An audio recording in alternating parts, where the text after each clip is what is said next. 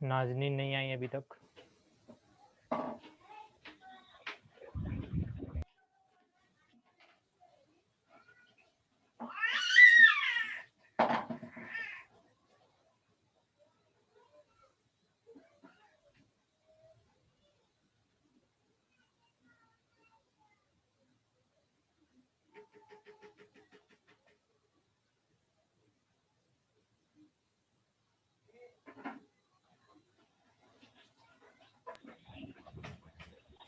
आ रही है स्टार्ट भाई। करें? स्टार्ट, अच्छा थोड़ा वेट कर लेते हैं।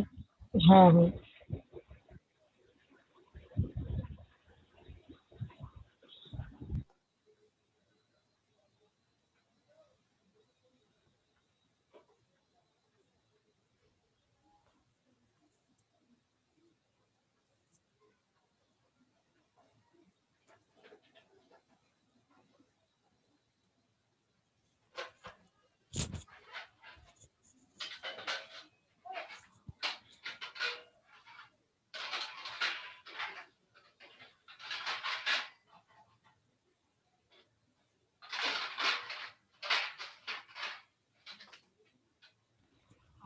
अस्सलामु अलैकुम वरहमतुल्लाहि वबरकातुहू।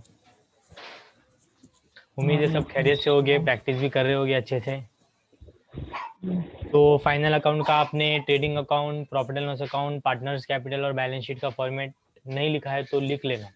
मुझे उम्मीद है आप लोगों ने लिखा होगा। बुशरा लिखे बेटा।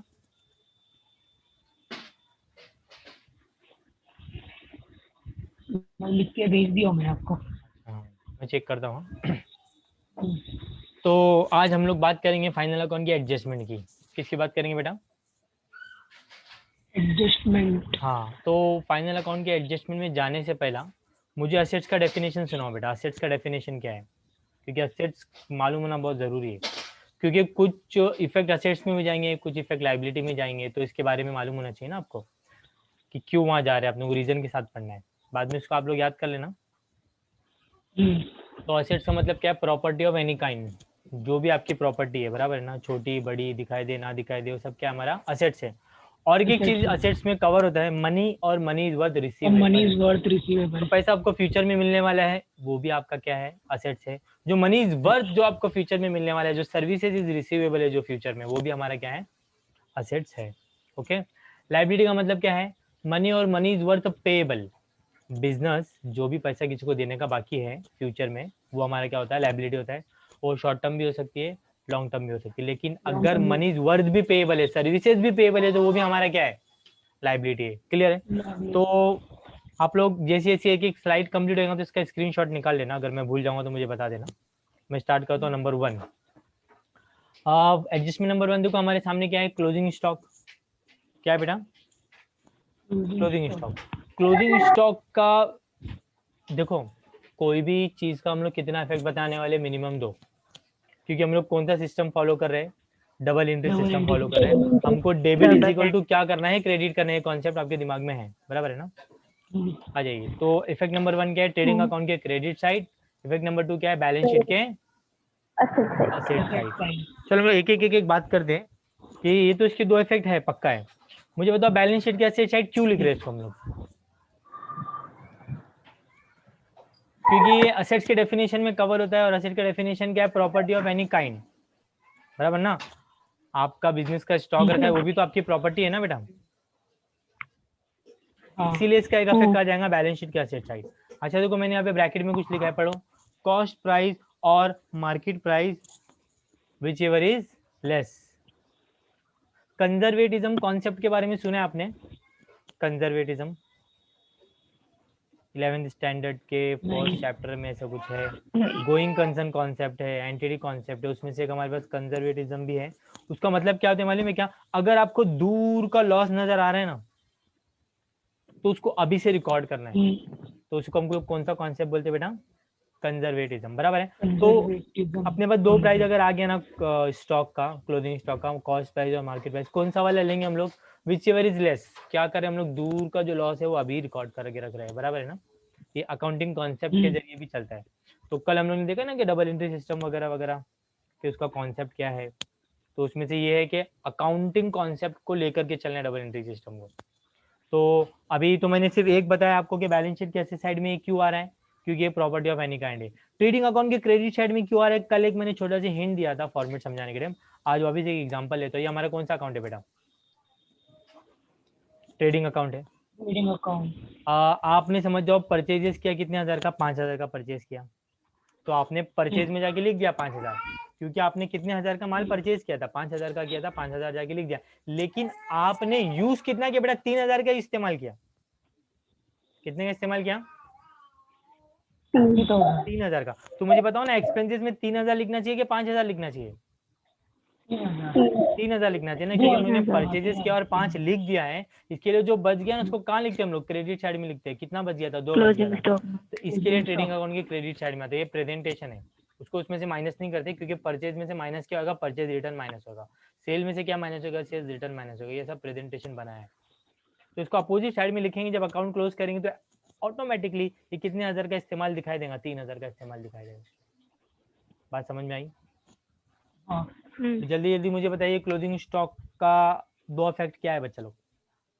Trading account credit side, balance sheet asset side. देखो इतना ना आप है ना स्क्रीनशॉट निकाल लीजिए, फिर हम लोग आगे बढ़ते हैं। हाँ इतना, वो तो जरूरत नहीं तो वो लिखेंगे तो आपको कंफ्यूजन। सिर्फ मैंने आपको मीनिंग समझाने के लिए बताया था वो, ठीक है। अभी आप आ जाएंगे एडजस्टमेंट नंबर 2 में। देखो एडजस्टमेंट नंबर 2 क्या है? Depreciation on fixed assets. आपको डेप्रिसिएशन का मतलब क्या समझता है, जो हम लोग 11th स्टैंडर्ड में पढ़ के आए हुए हैं? बुशरा को तो मैंने खुद पढ़ाया है, बुशरा भी बोल सकती है।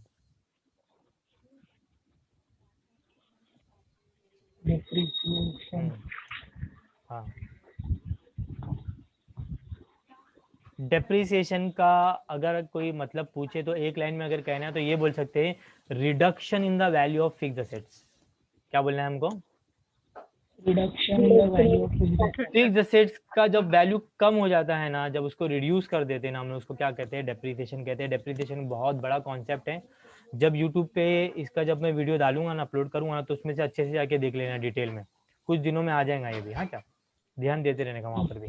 तो अभी फिलहाल सिंपल सा मतलब क्या है, देखो मैंने एक नया एसेट खरीदा, 50,000 का मैंने एसेट खरीदा। एसी समझ जाओ ना, 50,000 का एसी मैंने खरीदा।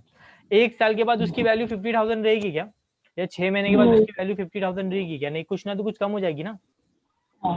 हाँ, तो उसको हम लोग क्या करते हैं? डेप्रिशिएट करते हैं। समझ जाओ उसको मैं बेचने के लिए निकाला और उसका प्राइस जो है ना वो बहुत ही अभी देखो, एक बार हम लोग कोई चीज इस्तेमाल कर देते तो उसका प्राइस एकदम से कम हो जाता है। क्यों कम होता है?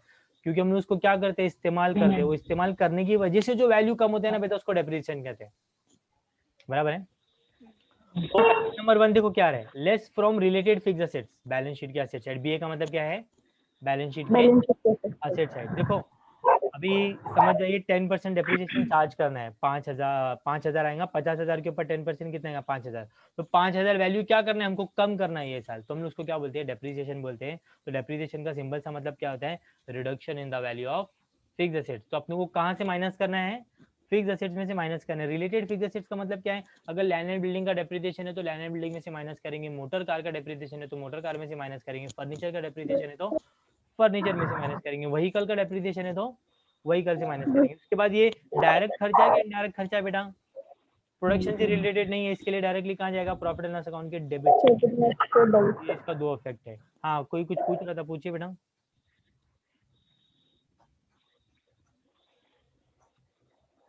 किसी ने बीच में कुछ पूछा था क्या? नहीं। चलेगा नंबर एडजस्टमेंट नंबर 2 का जो है वो स्क्रीनशॉट निकाल लीजिए। चलो अब मुझे ना दोनों एडजस्टमेंट सुनाओ। क्लोजिंग स्टॉक सुनाओ मुझे। Trading account debit side balance sheet asset trading account और बैलेंस शीट है। Very good. अगर 2 प्राइस आया एडजस्टमेंट में तो कौन सा वाला प्राइस लेंगे? व्हिचएवर इज, आवाज नहीं आई। व्हिचएवर इज लेस, है ना? चलो एडजस्टमेंट नंबर 2 क्या है बेटा? Depreciation on fixed assets. बोलो क्या है फिक्स्ड असेट्स का डेप्रिसिएशन? कैसा करेंगे? कैसा 2 इफेक्ट बताएंगे? from related assets, हाँ, बैलेंस शीट के एसेट साइड में जाके लेस Asset करके से। एसेट्स में से, और दूसरा हाँ, फिर लिखेंगे प्रॉफिट एंड लॉस अकाउंट के डेबिट साइड। हाँ, प्रॉफिट एंड लॉस अकाउंट के डेबिट साइड। कॉन्सेप्ट समझ के चलो हाँ क्या। चलो अब नंबर 3 करते हैं। क्या है हमारे सामने? Outstanding expenses. देखो, आउटस्टैंडिंग एक्सपेंसेस का मतलब पहले समझो क्या है।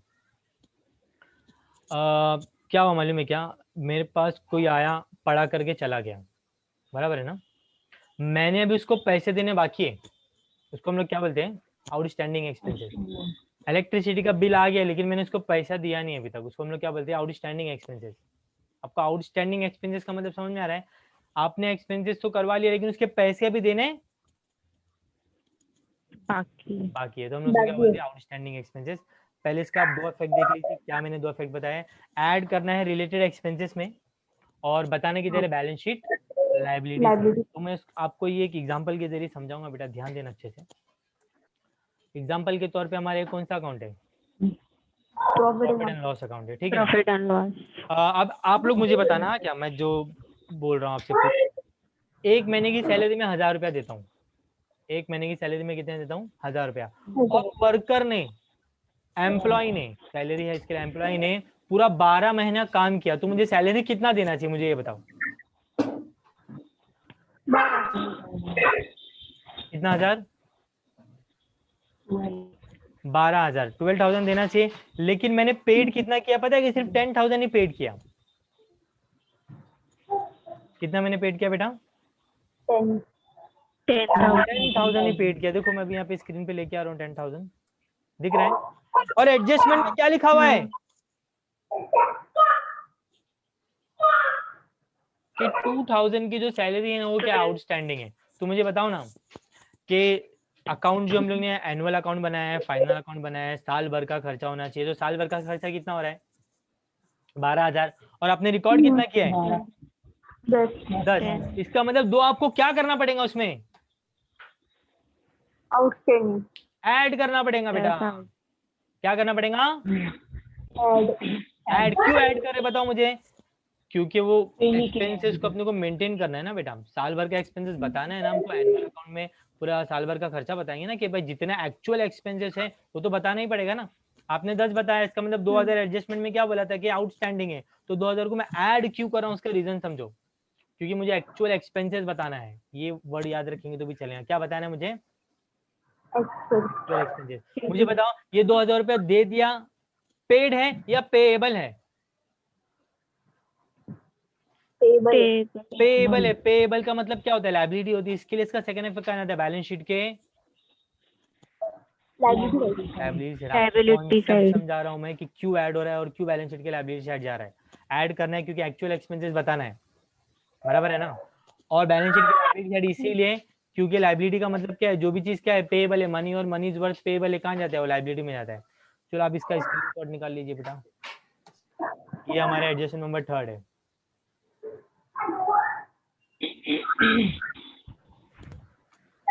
चलो आगे बढ़ता हूं मैं। नेक्स्ट एडजस्टमेंट क्या है? Adjustment number 4, prepaid expenses. Prepaid expenses का मतलब प्रीपेड, मैंने पहले ही पैसे भर दिए। आप सब लोग के पास मोबाइल होगा और आप लोग पहले ही रिचार्ज कर देते होंगे, उसको क्या बोलते हैं? प्रीपेड बोलते हैं ना। 300 रुपए, 400 रुपए, 399, 499, जो भी आपका स्कीम है, आपने एडवांस में पैसे भर दिए, बराबर है? आपने तो पैसे भर दिए। वोडाफोन या जो भी आपकी कंपनी है, एयरटेल वगैरह जो भी, वहां से आपको क्या रिसीवेबल है? सर्विसेज रिचार्ज, बराबर ना? आपने तो पहले पैसे दे दिए ना बेटा। आपका वो 3 महीना, 1 महीना, 1.5 महीना, जितना भी आपका स्कीम है, वो 1 महीना वो सर्विसेज आपको मिलने वाली है ना। कि मिल जाती है? जैसे ही पैसा देते थे सर्विसेज मिल जाती है और वही ट्रांजेक्शन खत्म हो जाता है। ऐसा नहीं होता है ना? नहीं। पहले इसके 2 इफेक्ट देखिए बेटा क्या है। लेस करना है रिलेटेड एक्सपेंसेस में से, और बैलेंस शीट के कहाँ जाएंगे? ये एसेट साइड। अब देखो कैसा जाएगा, जरा ध्यान देना। मैं एक एग्जांपल ले रहा हूँ यहाँ पे। ये हम लोग का प्रॉफिट एंड लॉस अकाउंट है, बराबर है? इंश्योरेंस का पैसा मैंने कितना भरा है? 15,000 रुपया भरा है। लेकिन सुनिए बेटा, मैं 1 महीने का 1,000 रुपये भरता हूँ इंश्योरेंस का, तो 12 महीने का कितना हो गया? 12,000 हो गया। तो एक्चुअल एक्सपेंसेस बिजनेस का कितना है? 12 है। और मैंने पेड कितना कर दिया हूँ? 15 कर दिया हूँ। तो मुझे यहाँ कितने माइनस करने पड़ेंगे? 3 माइनस करना पड़ेगा क्योंकि 3 क्या है, हाँ। प्रीपेड है। बात समझ में आ रही है? देखो चाहे आउटस्टैंडिंग हो चाहे प्रीपेड एक्सपेंसेस हो, हमें रिकॉर्ड क्या करना है, एक्चुअल एक्सपेंसेस रिकॉर्ड करने हैं जो एक्चुअल एक्सपेंसेस इनकर्ड हुआ है, ठीक है ना? इसको एक्रूअल बेसिस बोलते हैं। आप पेड करो मत करो या ज्यादा करो, एक्रूअल बेसिस पे हम लोग जो है वो अकाउंटिंग करते हैं। बात समझ में आ रही है ना? 3 मैंने माइनस क्यों किया बताओ? क्योंकि प्रीपेड है। हाँ, और कोई रीजन? क्योंकि ये प्रीपेड है और क्योंकि ये हमें एक्चुअल एक्सपेंसेस बताना है ना। साल भर का 12,000 ही होता है, मैंने 15,000 रिकॉर्ड किया है। एडजस्टमेंट में ऐसा बोलेगा कि 3,000 का प्रीपेड है तो अपने 3,000 क्या करना पड़ेगा, माइनस करना पड़ेगा। अच्छा 3,000 तो दे दिया, क्या आपको सर्विसेज मिल गई 3,000 की? 12,000 की तो मिल गई, 3,000 की सर्विसेज मिली क्या? जो नेक्स्ट ईयर का 3,000 अभी से भर के रखा हुआ है, नहीं, तो सर्विसेज इज क्या? आवाज नहीं आ रही मेरे को, आप लोग खामोश बैठेंगे तो कैसा चलेगा? सर्विसेज क्या है? क्या है सर्विसेज? Prepaid. रिसीवेबल है बेटा, सर्विसेज क्योंकि मैंने पैसा भर दिया है। सर्विसेज क्या है? रिसीवेबल है। और जो सर्विसेज रिसीवेबल है, मनी इज वर्थ रिसीवेबल है, वो हमारा क्या है?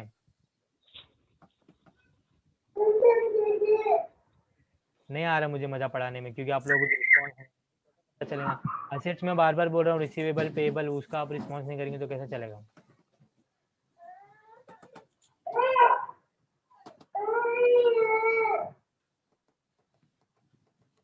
समझ में आ रहा क्या? बैलेंस शीट निकालने पड़ेगा असेट साइड, क्योंकि 3,000 रुपया क्या है हम लोगों का? रिसीवेबल है। और मनी जो रिसीवेबल होता है तो हम उसको क्या कहते हैं? असेट्स कहते हैं। चलो देखते हैं, फिर से एक बार आ जाइए बेटा, इसका आप लोग स्क्रीनशॉट निकाल लीजिए। प्रीपेड एक्सपेंसेस का 2 इफेक्ट क्या होता है?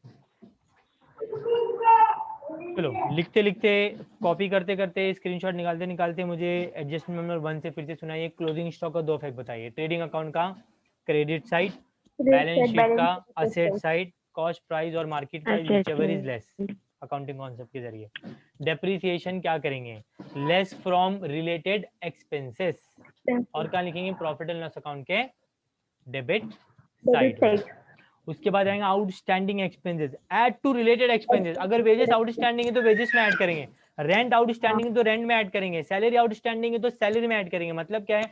ऐड करना है टू रिलेटेड एक्सपेंसेस में। और क्योंकि ये पेएबल है इसके लिए कहा जाएगा बैलेंस शीट के लायबिलिटी साइड में जाएंगे, ठीक है। प्रीपेड क्या करेंगे? Less from related expenses. अगर इंश्योरेंस प्रीपेड है तो वहां से माइनस करेंगे, अगर सैलरी प्रीपेड है तो वहां से माइनस करेंगे, रेंट रेट एंड टैक्सेस अगर प्रीपेड है तो वहां से माइनस करेंगे। मतलब क्या होता है? लेस करना है रिलेटेड एक्सपेंसेस में से।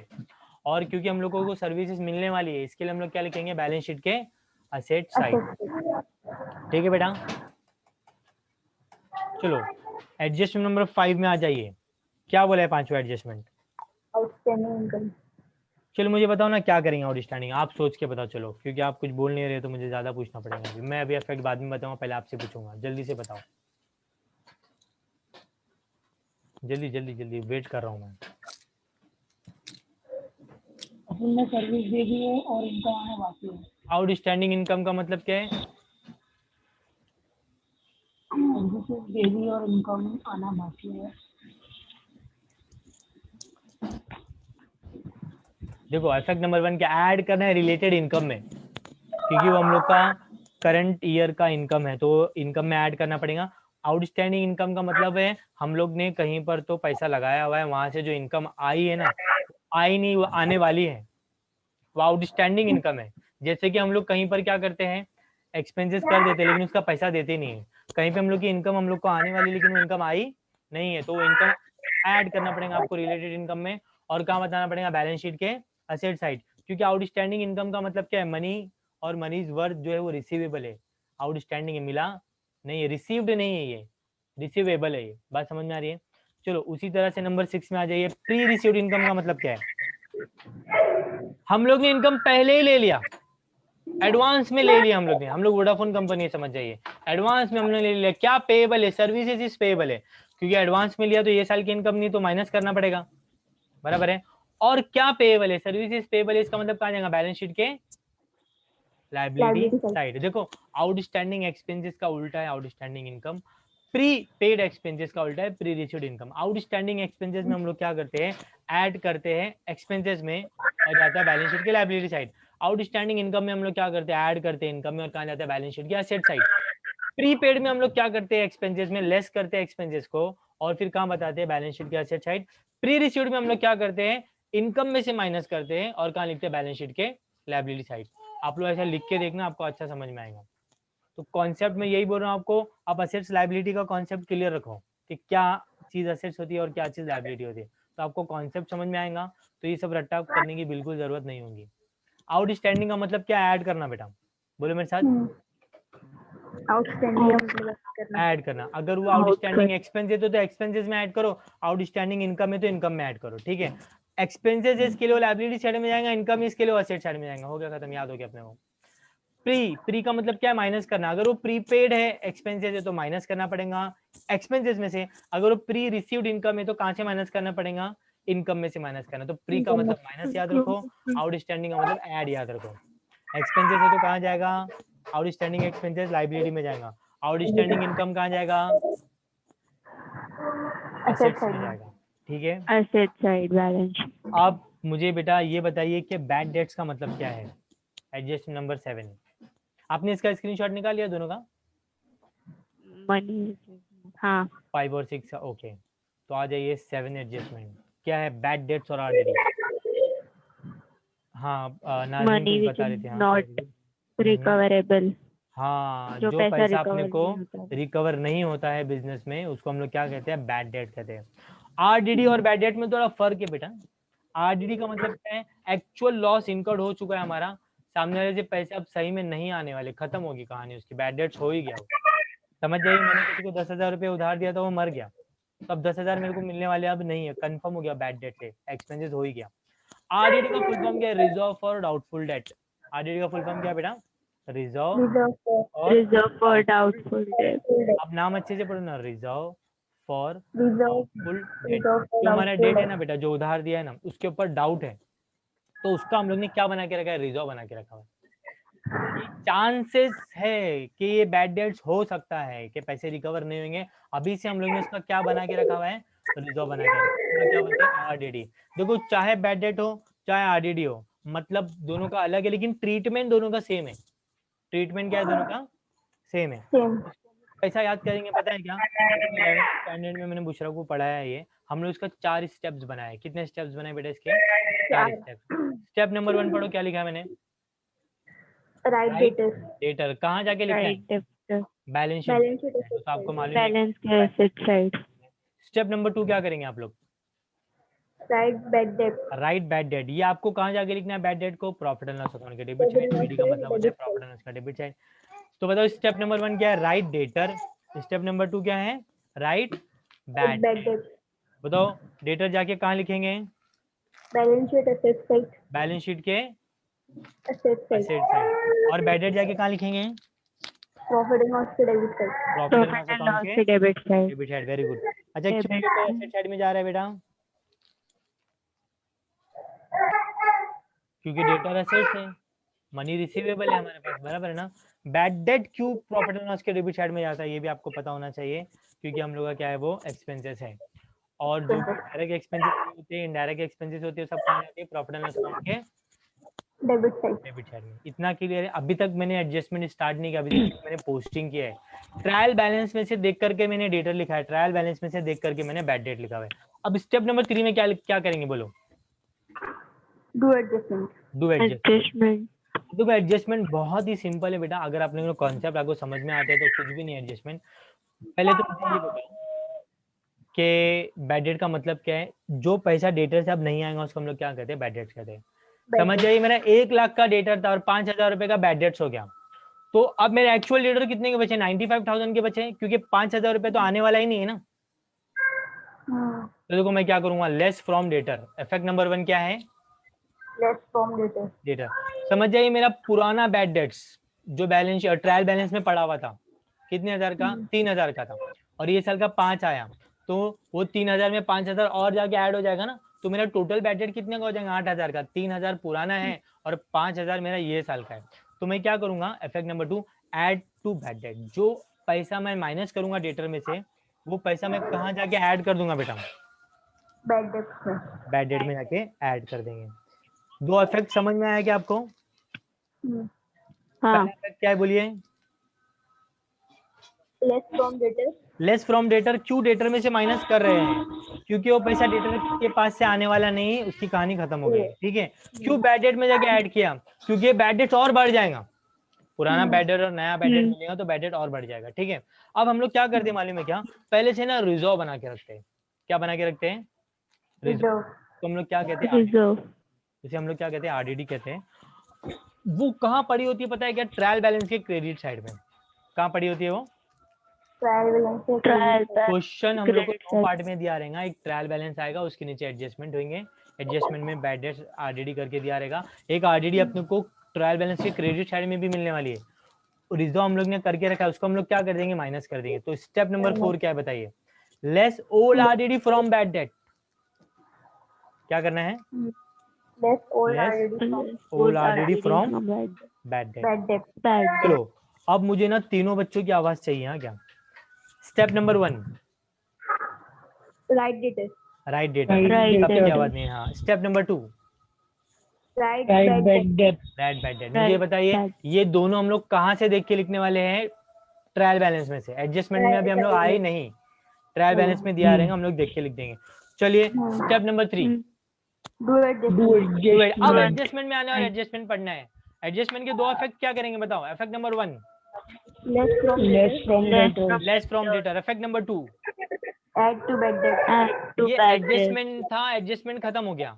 अब क्या करना है? ट्रायल बैलेंस में फिर जाना है क्रेडिट साइड में। वहां क्या पड़ी होंगी? आरडीडी पड़ी होंगी, उसको उठाना है और बैड डेट में से क्या कर लेना है? माइनस कर लेना है। तो स्टेप नंबर 4 बोलिए। Less Less old old RD from bad RDD debt. from bad debt. Very good. आवाज समझ में आ रही ना बेटा? चलो अब हाँ। मुझे ना और एक बार सुनाओ बेटा। Step number 1 right debtors. Right debtors. Step number 2 Right bad debt. Bad debt. Step number 3 Do adjustment. Do adjustment. Effect 1 Less from debtors. Less from debtors.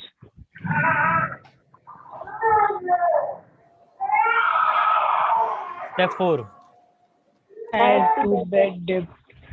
नहीं तो इफेक्ट 2 है। Step 4 Less old Less already. old Less old RDD from RD bad from bad debt. तो ये आपको और अच्छा समझ में आना चाहिए, इसके लिए मैंने ना आपके लिए कुछ केसेस बना के लाया हूँ। पहले आप इसका स्क्रीनशॉट निकालिए। आपको ये एडजस्टमेंट ऐसा ही पढ़ना है बेटा, तो आपको ये बहुत इजी पड़ेगा आपको।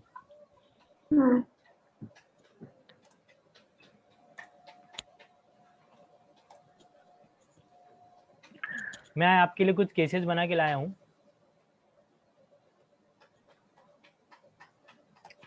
देखिए केस 1 में क्या है बताइए? ट्रायल बैलेंस है,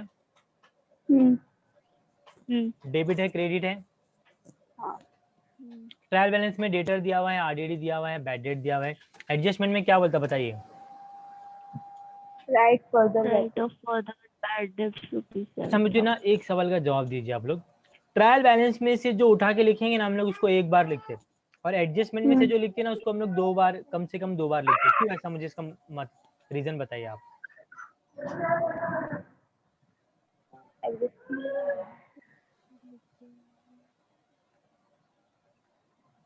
ये आपके सामने देखो, ट्रायल बैलेंस है। मैंने कुछ पूछा आपसे, आपको क्वेश्चन समझा के पहले ये बोलो आप।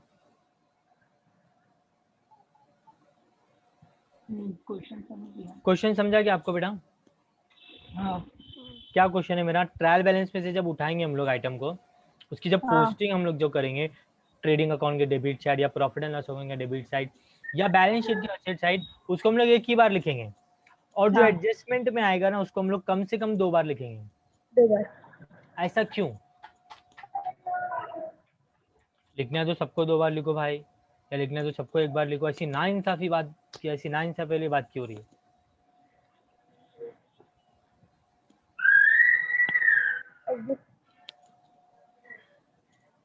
बताओ मैं।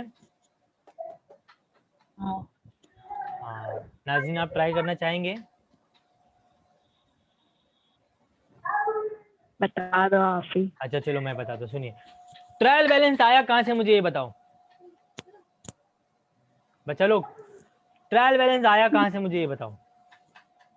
सर ट्रायल बैलेंस तो जब हम लोग ने लेजर अकाउंट क्लोज किया वहां से आया। अच्छा लेजर कहाँ से आया ये बताओ। सर लेजर तो Journal. जर्नल से आया। सर जर्नल कहाँ से आया बताओ। जर्नल ट्रांजैक्शन से आया। तो हम लोग ट्रांजेक्शन को जर्नल एंट्री में कन्वर्ट किया। जर्नल एंट्री को हम लोग ने किस में कन्वर्ट किया, लेजर में। लेजर को किस में कन्वर्ट किया, Ledger. ट्रायल बैलेंस में। इसका Trial मतलब जब जर्नल एंट्री बनाया था तो उसका दो इफेक्ट हो गया था ना बेटा, है ना। तो आपको बात समझ में आ रही है क्या। जो ट्रायल बैलेंस में ना उसका ऑलरेडी दो इफेक्ट हो चुका है, क्योंकि हम लोग कौन सा सिस्टम फॉलो करते हैं। मैंने कल जो एग्जाम्पल दिया था आपको, यही तो समझाने के लिए दिया था बेटा कि एक डेबिट है तो दूसरा क्या है, क्रेडिट है। और उसमें करके भी बताया था, कैपिटल का एग्जांपल लिया था, कैपिटल की एंट्री का, परचेज का एग्जांपल लिया था, सेल का एग्जांपल हम लोग लिए थे, उसका जर्नल किए थे, जर्नल करके उसका लेजर किए थे, लेजर करके उसको किसमें कन्वर्ट किए थे बेटा,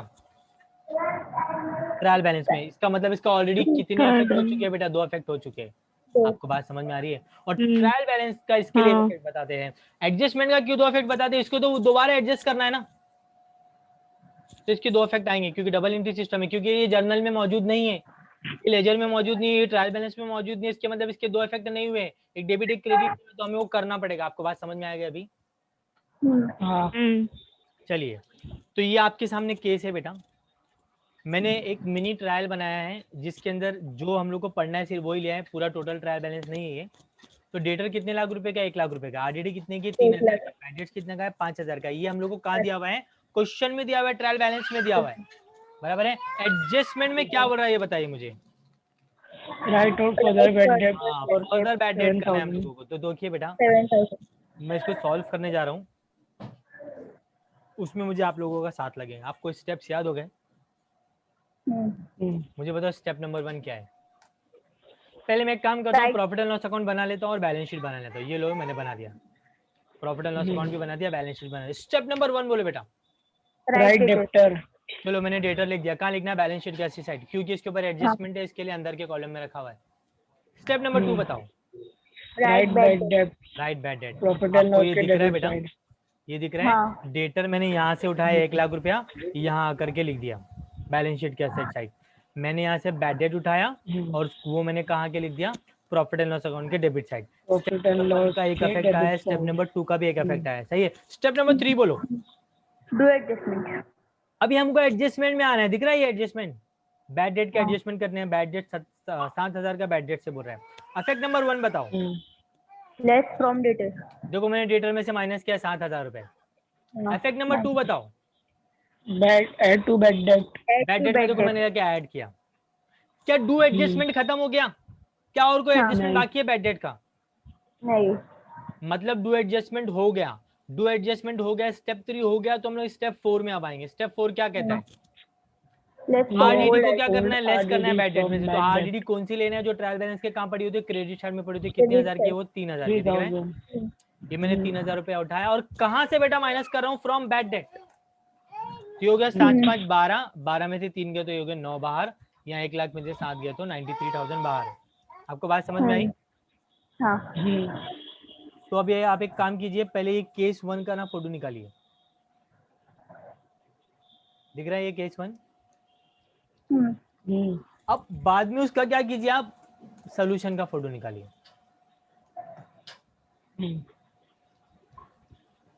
ओके ठीक है, भाई केस 1 का वापस से बताओ। केस 1 का फिर से पहले ये निकाल लो, आप वो भी बता देता हूँ। हाँ निकाल दी। ठीक है, नहीं तो आप सीरीज से निकालो, बाद में आपको कंफ्यूज नहीं होना चाहिए। केस 1 है और ये केस 1 का क्या है, सॉल्यूशन। हाँ सॉल्यूशन है, ठीक है। अच्छा, अब हम लोग काम करते हैं और एक केस करते हैं। मुझे आप लोगों का जितना रिस्पॉन्स आएगा ना उतना पढ़ाने में मजा आएगा। आप लोग खामोश बैठेंगे तो ऐसा लगेगा कि आप लोगों को समझ में नहीं आ रहा है और मैं खाली बक बक बक बक कर रहा हूँ, ऐसा लगेगा मुझे। चलिए, आपके सामने केस 2 आया। क्या है केस 2 बताइए, पढ़ के बताइए। डेटर 1 लाख का है, बैड डेट 5,000 का है, आरडीडी 3,000 की है। Reserve for doubtful debt, bad date आया क्या आरडीडी आया एडजस्टमेंट में? आरडीडी अमाउंट में आया या परसेंटेज में आया? परसेंटेज। परसेंट फर्क समझ में आ में रहा है केस 1 और केस 2 में? परसेंटेज में। हाँ, बात समझ में आ रही ना। बैड डेट आ जाए या आरडीडी आ जाए, हम लोग का मतलब तो अलग है, लेकिन ट्रीटमेंट, अकाउंटिंग ट्रीटमेंट क्या है बेटा दोनों का, same to same to same. Same. चलिए Same. आप मुझे ये बताएं, आप इसका फोटो निकाल लीजिए पहले केस 2 का।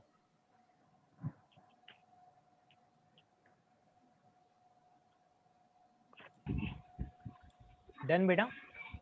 हाँ हाँ. हाँ अच्छा चलो मुझे स्टेप नंबर 1 बताइए। मैं यहाँ पे आगे केस 2 आपके सामने रखता हूँ। स्टेप नंबर 1 राइट बताइए। डेटर। चलो मैं पहले Right profit and loss Right account और बैलेंस debtor. शीट बना लेता हूँ। राइट डेटर कितना लिखूं वो भी बता दीजिए, अमाउंट के साथ बता दीजिए। 1 lakh. 1 lakh. क्या बात है, 1 क्या lakh. बात है, 1 लाख है ना। लिखा देखो मैंने यहाँ 1 लाख लिखा, ये 1 लाख लिखा। चलो स्टेप नंबर 2 बताइए। right Right bad bad debt. Right Right. Bad 5,000. Bad debt. चलो अमाउंट के साथ बताइए बेटा।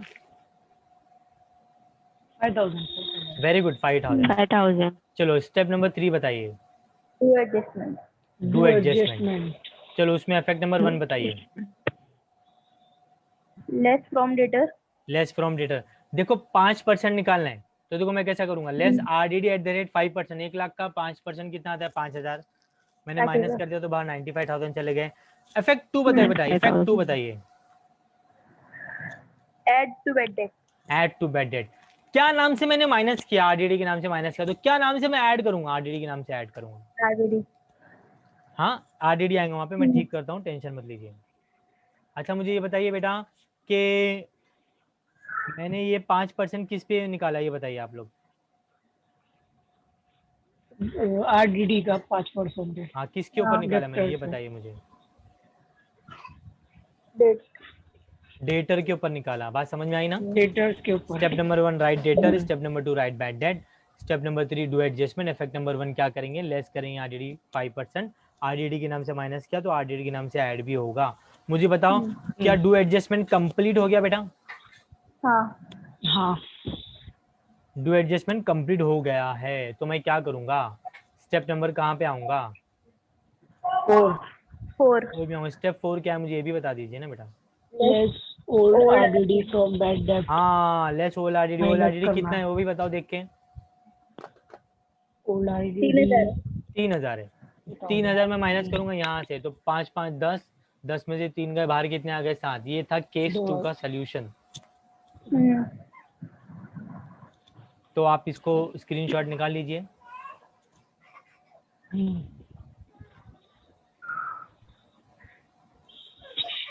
नाज़नीन कुछ मिस तो नहीं हुआ ना बेटा आपका। हो गया। नहीं. हाँ हाँ चलो अब देखते हैं हम लोग आगे केस 3। केस 3 रीड कीजिए बेटा, क्या क्या क्या क्या है।